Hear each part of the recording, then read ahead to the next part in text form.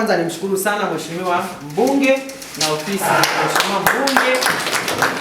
Yeye yuko safarini, lakini ameniahidi akitoka huko safarini atafika, lakini kupitia ofisi yake leo ameweza kunisindikiza na magodoro 25 milioni 1,250,000. Kwa hiyo niwashukuru sana kaka zangu mnaomsaidia na kumshauri Mheshimiwa Mbunge. Na hapa tumeona watoto wetu pamoja kwamba wameenda huko, wanaenda kulalia nini wakati magodoro yamefanyaje, yameungua. Kwa hiyo akasema yeye anatanguliza, lakini na yeye atakuja kama yeye kwa ajili ya kuja kutoa pole. Lakini na sisi pale mkoani tukasema, Mheshimiwa Mwenyekiti, tubebe chochote kidogo. Kwa hiyo tukawa tumefikiri watoto bado wako hapa, lakini huko aliko wanaweza wakapelekewa.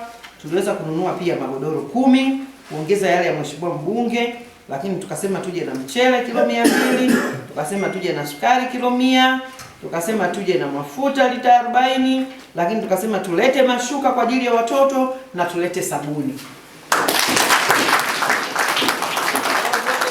Tukatumia kama shilingi za Kitanzania milioni 2, angalau kwanza tulijua na watoto wenyewe bado wako hapa, tuweze kuleta watoto waendelee kula, kusoma na kuendelea. Lakini hapa ilipo pia si lazima watapelekewa kule, maana hawakuwa na budget, si ndio?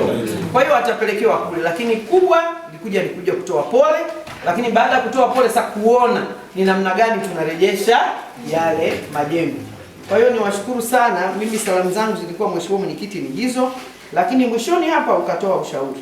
Hivi jamani, ni kweli umbali huu wenzetu wa Jeshi la Zimamoto, kwanza mwapongeza na washukuru sana, lakini pongezi hizi za dhati kabisa zimwendee Daktari Samia Suluhu Hassan, Rais wa Jamhuri ya Muungano wa Tanzania. Alipotuletea yale magari tuliona kama ni ceremonial tu, lakini leo tumeona ndani ya muda mfupi magari yale na mitambo imeendelea kutuokolea maisha. Lakini tunawapongeza jeshi letu la Zimamoto, muda wote walikuwa tayari. Baada ya kupata vitendea kazi wamekuwa tayari zaidi. Fikiria, nilikuwa nasoma ile ratiba tangia wamepata taarifa mpaka wamefika huku na wameshiriki kwa siku zote 2, na mimi napenda niwapongeze. Hakuna visingizio, walifika tu wakafanya kile ambacho walitakiwa kufanya. Lakini wana program sasa hivi, wanafundisha vijana kutoka maeneo yote kuwa tayari kwa ajili ya kukabiliana na majanga, kwa kutambua bado wao ni wachache. Kwa hiyo sasa hivi ni high time kuweza kuipeleka ile program kila kata, angalau tuwe na vijana wa kutosha waliopata ile elimu ya kukabiliana na majanga. Wakiunganika huku na polisi kata anawasimamia, wakishapata yale mafunzo, yani inaweza kutusaidia zaidi hata kabla yale magari hayajafanya nini, hayajafika. Kwa hiyo wakati nimeenda kuwatembelea na kupokea yale magari, walinionyesha na nilikuta vijana wako pale.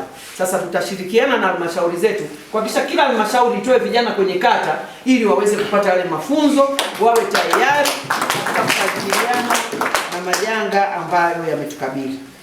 Kaka yangu mkuu wa shule, hii chukulia changamoto kama changamoto nyingine. Na bahati nzuri wewe ni mtu wa imani. Naamini kabisa Mwenyezi Mungu atatuonyesha njia. Na pengine wakati mwingine Mwenyezi Mungu anapokupitisha kwenye moto ndio unaenda kung'aa zaidi. Pengine kulikuwa na kitu kimefungamana hapa akitokee, lakini sasa kupitia huu moto kinaenda kutokea. Na Mwenyezi Mungu anasema kwenye maandiko, unapoona shida imefika hapa, ujue mwanga uko karibu, si ndio? Bwana Yesu asifiwe. Bwana Yesu apewe sifa. Kwa hiyo ni imani yangu kwamba tunaenda kuona mwanga katika shule yetu hii ya Liagwa.